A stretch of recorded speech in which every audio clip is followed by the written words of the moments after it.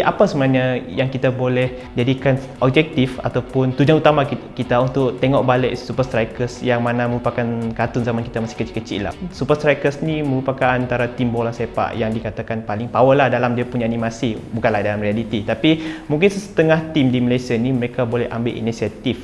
Kita tahu Super Strikers dia ada penaja. Sebelum Super Strikers, penaja mereka adalah Caltex, penaja mereka ada UNICEF. Percaya tak UNICEF? Bila dengan UNICEF berkait saja dengan JDT. Super Strikers ni pun memang sangat familiar lah dengan gol last minute. Lagi-lagi striker mereka Shakes tu memang mana mostly bila dia menyepak tu memang akan gol.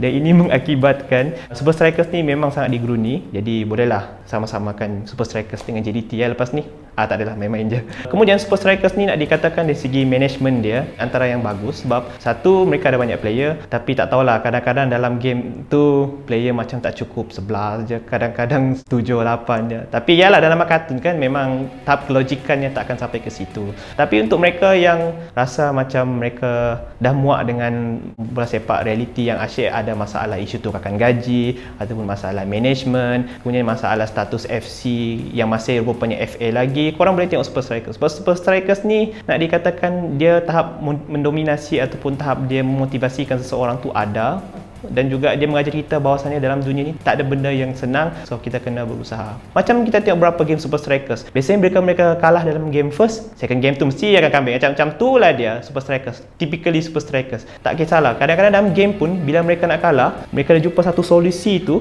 daripada solusi itulah mereka berjaya menang walaupun gol tu last minute. Sebab tu lah saya kata Super Strikers ni lebih kurang macam JDT, gol last minute.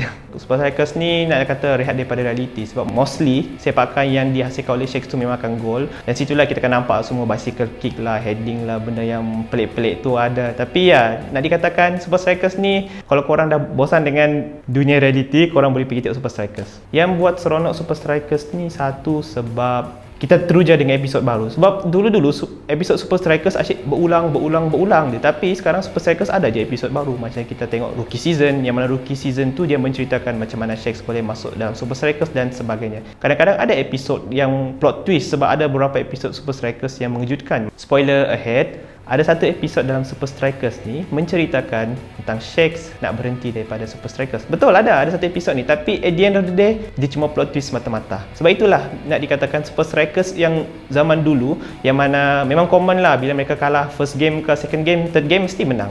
Nak dibandingkan dengan zaman sekarang, kadang-kadang dia tak cerita pasal game, kadang-kadang dia ada cerita tentang watak tu tersendiri dan juga macam mana watak tu mengharungi cabaran dalam dunia Super Strikers tu tersendirilah.